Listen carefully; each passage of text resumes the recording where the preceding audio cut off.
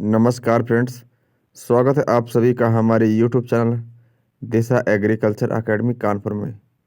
So guys, आज BSc agriculture first semester वाले student का बेसिक एग्रीकल्चर का पेपर है। काफ़ी अच्छा पेपर आने वाला है, तो आप सभी के बीच में उपस्थित हों टॉप 60 क्वेश्चंस को लेकर के, जो प्रीवियस परीक्षा पर आधारित होंगे और इनसे संबंधित ही आपसे प्रश्न पूछे जाएंगे। तो यह वीडियो आपके लिए बहुत ज़्यादा खास होने वाली है। सो गाइस, सभी को एक बार वीडियो को शेयर कर दें ताकि ज़्यादा से ज़्यादा लोग जुड़ें और क्लास को एंजॉय उठा सकें। ठीक है ना। काफ़ी अच्छी क्लास ये रहने वाली है और इस क्लास से आप बहुत कुछ सीख करके जाने वाले हैं। तो सभी लोग वीडियो को लाइक कर देंगे, नए फ्रेंड चैनल को सब्सक्राइब कर लेंगे और शेयर करना ना भूलें प्लीज़। तो गाइस, सभी लोग वीडियो को शेयर कर दो। ध्यान रहे, टेलीग्राम चैनल का लिंक हम इसी वीडियो के डिस्क्रिप्शन में आपको दे देंगे। टेलीग्राम चैनल का लिंक हम इसी वीडियो के डिस्क्रिप्शन में आपको दे देंगे। उससे PDF, quiz, video lecture, important information का नोटिफिकेशन आपके पास टाइम टू टाइम पहुंचता रहेगा। तो सभी लोग टेलीग्राम चैनल को ज़रूर ज्वाइन कर लें और हमारे यूट्यूब चैनल को ज़रूर सब्सक्राइब कर लें। पढ़ते हैं क्वेश्चंस को।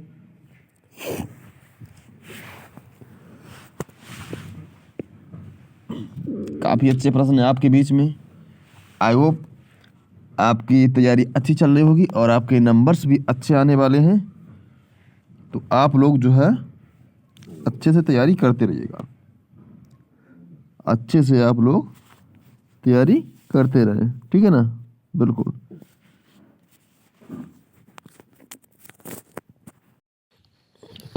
चलो, तो क्वेश्चन कवर करेंगे हम लोग। देखते हैं क्वेश्चन नंबर 1।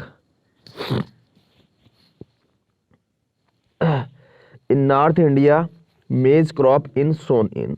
उत्तर भारत में जो मक्का की फसल बोई जाती है वो कब बोई जाती है? खरीफ में, रबी में, बसंत में या फिर रबी एवं खरीफ? बात की जा रही कि उत्तर भारत की मक्का की जो फसल है वो कब बोई जाती है। वैसे तो मक्का की खेती जो है खरीफ, रबी और जायद इन तीनों सीजन में आप आसानी से कर सकते हो, लेकिन क्या है, उत्तर भारत में इसकी खेती मुख्य रूप से जो की जाती है वो खरीफ में की जाती है। तो यहाँ पे ए ऑप्शन से राइट है, ए ऑप्शन का बिल्कुल सही जवाब है। ठीक है ना। अब खरीफ फसलें क्या होती हैं? ऐसी फसलें जिनकी बुवाई तो की जाती है जून जुलाई में। क्या समझे? ऐसी फसलें जिनकी बुवाई तो की जाती है जून जुलाई में और फसल की कटाई जो है वो अक्टूबर टू नवंबर माह में की जाती है। तो उन फसलों को अपन लोग बोलते हैं खरीफ फसलें बोल देते हैं। ठीक है, काफी अच्छा ये प्रश्न था। नेक्स्ट,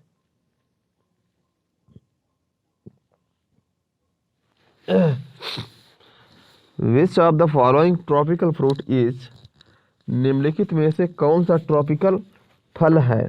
बेर, पपीता, आंवला या उपरोक्त सभी? बेर, पपीता, आंवला या फिर उपरोक्त सभी? Which of the following tropical fruit is, बेर, पपीता, आंवला। तो राइट आंसर हो जाएगा ऑप्शन नंबर डी, यानी आंवला यहाँ पे सही उत्तर, मतलब सभी ये सही है। सभी ट्रॉपिकल की कैटेगरी में आते हैं, सभी ट्रॉपिकल रीजन के ये फल माने जाते हैं। Question number 3।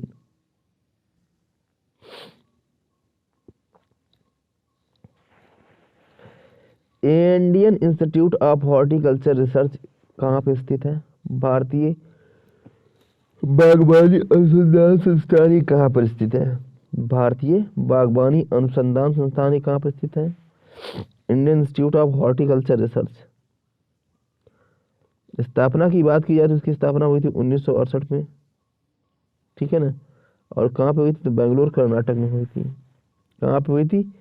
बेंगलोर कर्नाटक में हुई थी Indian institute of horticulture research की स्थापना। अच्छा, बात की जाए कि NBPGR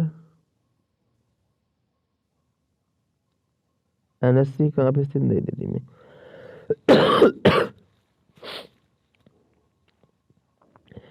NBPGR और NSC की स्थापना कहाँ है? ये इसका मुख्यालय कहाँ पे भाई? तो नई दिल्ली में है।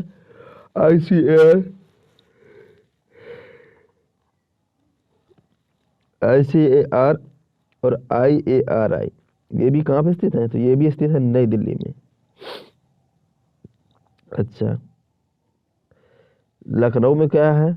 लखनऊ में गन्ना वाला है, इंडियन इंस्टीट्यूट ऑफ शुगर का रिसर्च। राष्ट्रीय वनस्पतिक अनुसंधान संस्थान बोले तो NBRI भी स्थित है, और उपकार भी स्थित है कहाँ पे? लखनऊ में। तो ये काफ़ी अच्छे प्रश्न है, ये भी परीक्षा में पूछ जा सकते हैं आपसे, याद कर लेंगे आप लोग, ठीक है। चलो नेक्स्ट, भारत का राष्ट्रीय फल किसको कहते हैं? भारत का राष्ट्रीय फल किसको कहते हैं? आम, अमरूद, सेब या फिर केला?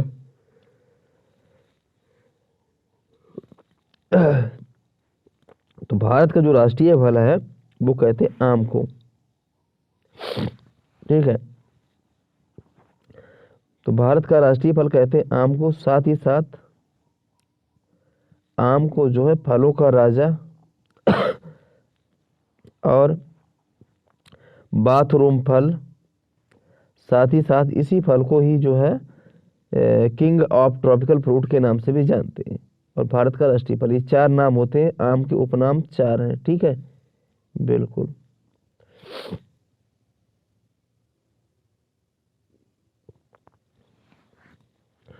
केला को क्या बोलते हैं? कल्पतरू बोलते हैं। कल्पतरू किसको बोलते हैं? केला को बोलते हैं। एप्पल ऑफ पैराडाइज बोलते हैं, और आदम्स फिग भी बोलते हैं केला को। सेब को शीतोष्ण फलों का राजा बोलते हैं। सेब जो है इसको शीतोष्ण फलों का राजा बोला जाता है। ऑप्शन नंबर नेक्स्ट की तरफ बढ़े, क्वेश्चन नंबर नेक्स्ट 5 की तरफ।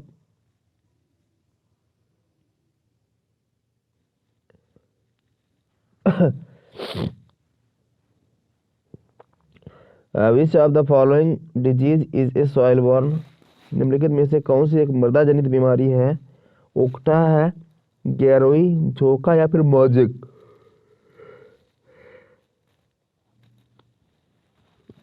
सही उत्तर हो जाएगा उकटा, जिसको बोलते हैं wilt.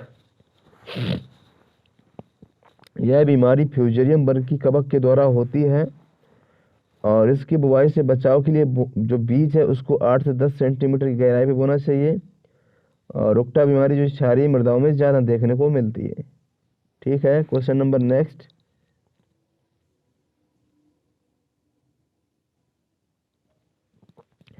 Loose spot disease as, मतलब कि एक लूज स्पॉट बीमारी है, वो किस क्रॉप से संबंधित है और कैसी है? तो यह बीमारी गेहूं से संबंधित है, लूज स्पॉट ऑफ व्हीट, और इंटरनली सीड बॉर्न बीमारी होती है। यह कैसी होती है? इंटरनली सीड बॉर्न होती है। सही उत्तर जाएगा ऑप्शन नंबर ए। नहीं, ऑप्शन नंबर यहाँ पे हो जाएगा C. C will be right answer, internally seed borne बीमारी है, ठीक है ना। Question number next,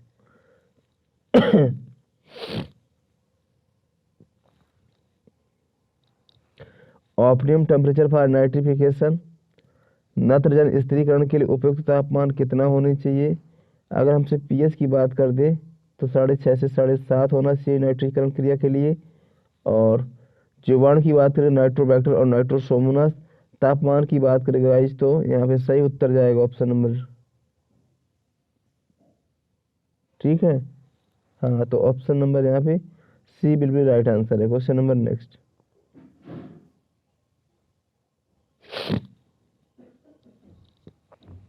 nitrogen is taken in the form of, nitrogen पौधे लेते हैं किस फॉर्म में लेते हैं ज़्यादातर? वो लेते हैं नाइट्रेट। तो ऑप्शन नंबर बी यहाँ पे राइट उत्तर माना जाएगा। बढ़ते हैं क्वेश्चन नंबर 9 की तरफ।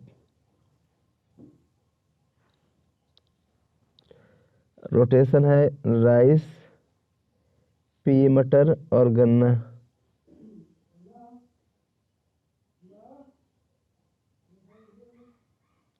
धान, मटर, गन्ना पैडी का चक्र होता है, 1 2 3 4।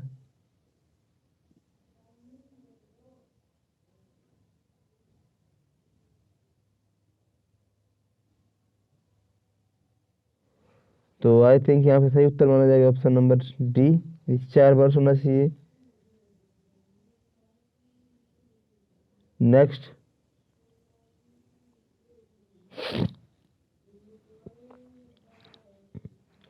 Which one is not a part of compost, compost का कौन सा एक भाग नहीं है? गोबर होता है, जी हाँ, यूरिया भी है, फसल अवशेष भी है, पेशाब भी है, तो फिर क्या नहीं है, मतलब यार गोबर है, पेशाब है, अपशेष है, लेकिन यूरिया नहीं होता है, ये कंपोस्ट का पार्ट नहीं माना जाता है। Option number 11 question number.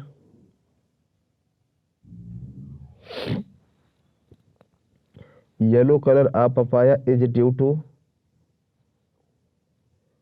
पपीता का जो येलो कलर है वो किसके कारण होता है, कैरिकाजेनिसिन, क्यूरस्टिन, एंथोसाइन, उपरोक्त सभी। जो पपीता का पीला रंग होता है गाइस वो होता है कैरिकाजेनिसिन के कारण होता है। और अगर प्याज का पीला रंग की बात करें प्याज की, तो वो होती है क्यूरस्टिन के कारण। और प्याज हो जाए, चाहे चुकंदर हो जाए, चाहे सेब हो जाए, सभी ने पूछ देगा लाल रंग का कारण क्या है, लाल रंग, तो एंथोसाइनिन। नेक्स्ट, काफी अच्छा प्रश्न था ये।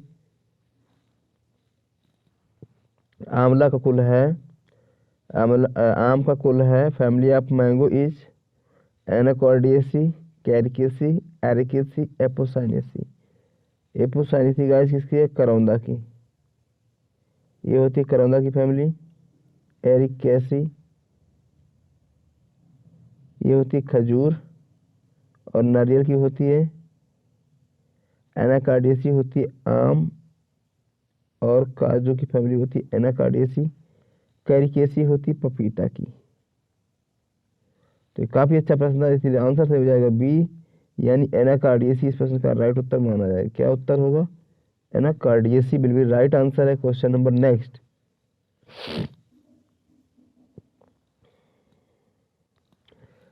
विच year Irish famine was reported, Irish famine किस वर्ष में दर्ज की गई, 1843 में, 1960 में, 1845 में, या फिर 1879 में। डियर स्टूडेंट, यह बीमारी जो है आयरिश फैमिन मतलब आलू से संबंधित बीमारी है। और 1845 में आयरलैंड में जो है, आयरलैंड में भयंकर महामारी आई थी पछेती जुलसा, जिसके कारण जो है वहाँ की पूरी पूरी फसल चौपट हो गई थी। इस कारण इस बीमारी को महामारी का रूप दे दिया गया।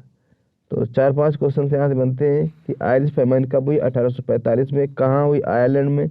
आयरलैंड की मुख्य फसल आलू मतलब आलू संबंधित थी। और पछेती झुलसा रोग के कारण, जिसका रोग कारक होता है फाइटोपथोरा इन्फेस्टांस। आई होप आप हमारी बातों को समझ रहे होंगे।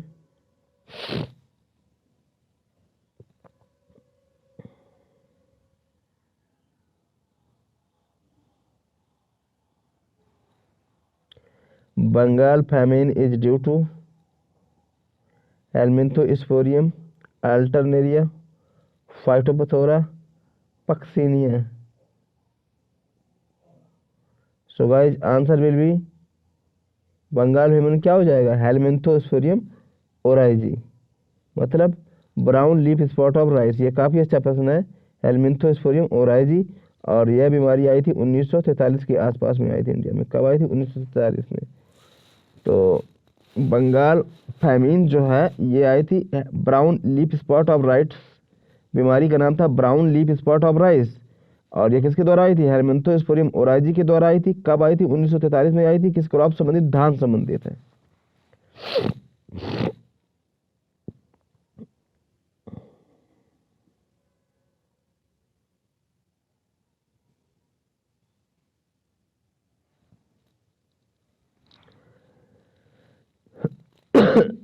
SSP is the source of mainly single super phosphate, मुख्यतः स्रोत है सल्फर, कैल्शियम, फास्फोरस, उपरोक्त सभी का।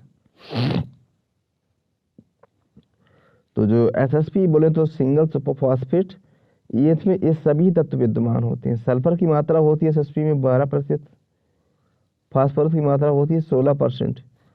तो सल्फर की मात्रा है 12%, फास्फोरस की 16%, एसएसपी में मात्राएं पाई जाती हैं, सभी तत्व विद्यमान होते हैं। नेक्स्ट,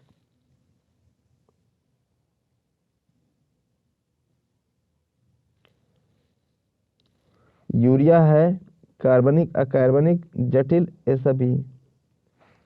तो डियर विद्यार्थी, यूरिया एक कार्बनिक उर्वरक है। कैसा है, कार्बन धारी उर्वरक है, इसमें कार्बन की मात्रा पाई जाती है। यूरिया में नाइट्रोजन की मात्रा की 46% नाइट्रोजन है। यूरिया में हानिकारक तत्व कौन सा, वायूरेट, और इसकी मात्रा हमेशा यूरिया में 1.5% से अधिक नहीं होनी चाहिए। Next, IIPR, Indian institute of pulse research. Pulse की बात की है तो कानपुर यहाँ पे उत्तर सही माना जाएगा। बेंगलोर में IIHR है। लखनऊ वाले आप लोग जानते हो। Question number next, which of the following legume crop is wheat, paddy, groundnut, उपरोक्त सभी। दलहनी फसल कौन सी भाई, ये बताना आपको। दलहनी फसल, तो दलहनी फसल कौन सी भाई, मूंगफली यहाँ पे दलहनी फसल मानी जाएगी। तो ऑप्शन नंबर सी राइट है। नेक्स्ट,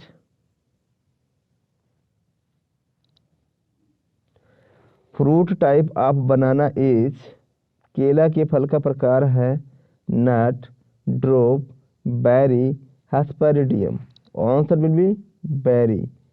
बेरी फल का प्रकार केला के अतिरिक्त अंगूर हो गया, पपीता हो गया, ठीक है ना, स्ट्रॉबेरी हो गया, अमरूद हो गया, टमाटर हो गया, बैंगन हो गया, मिर्च हो गया, आलू हो गया। ये सब कैसे होते हैं, बेरी। जबकि नट कौन है, लीची है, काजू है ना, मूंगफली है, सभी में नट प्रकार का फल होता है। अच्छा, जो ड्रूप है, पत्थर जैसी हार्ड गुठली पाई जाएगी फल के अंतर्गत, जैसे आम, आड़ू, आंवला, है ना, बेर, अखरोट, इस सब में कैसी ड्रूप फल का प्रकार है।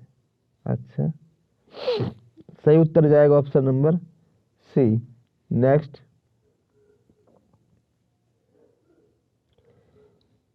लीची का खाया जाने वाला भाग है एरिल, मेसोकार्प, थैलेमस, पेरिकार्प। तो लीची का खाया जाने वाला भाग होता है एरिल। एरिल यहाँ पे सही उत्तर माना जाएगा। मेसोकार्प किसका होता है, पपीता का है, आम का है, और पपीता का, आम, केला का भी होता है। पेरिकार्प जैसे हुआ बेर, बेर का पेरिकार्प है, खजूर का भी पेरिकार्प माना जाता है।